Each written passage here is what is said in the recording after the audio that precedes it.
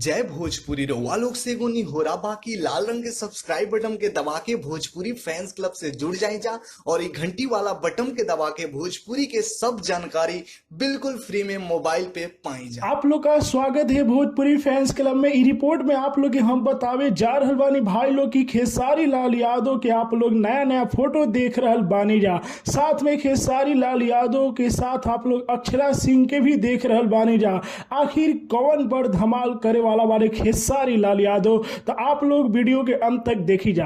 भाई लोग आप लोग के बता दें कि खेसारी लाल यादव एगो बहुत बड़ प्रोजेक्ट पर काम करे वाला बारे। जी हाँ भाई लोग, और ये सलीम सुलेमान के साथ कर रहल बारे। जी हाँ भाई लोग, और इनकर दो गो गाना आवे वाला बारे सा हिंदी में। जी हाँ भाई लोग, और बहुत बड़ा लेवल की गाना होके वाला बारे सा। लोग के बहुत ही गाना के प्यार मिले वाला बा।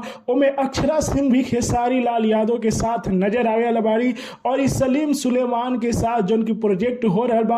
और ये जोन गाना बरुए सलीम सुलेमान यूट्यूब चैनल से और ग्लोबल म्यूजिक जंक्शन दोनों चैनल से आवे वाला बाटे। जी हाँ भाई लोग, तो अक्षरा सिंह के साथ फिर से खेसारी लाल यादव एगो नया गाना लेके आ रहल बारे भोजपुरी इंडस्ट्री में। साथ में आप लोग खेसारी लाल यादव के वाइफ यानी उनकर पत्नी चंदा यादव के भी एगो नया फोटो देख रहल बारी जा, जोना में आप लोग देख रहल बारी कि चंदा यादव बहुत ही अच्छा लाग रहल बारी। तो आप लोग खेसारी लाल यादव और चंदा यादव के नया नया फोटो कैसा लागल कमेंट में बताएं। जब वीडियो को लाइक करिए, शेयर करिए। जय भोजपुरी।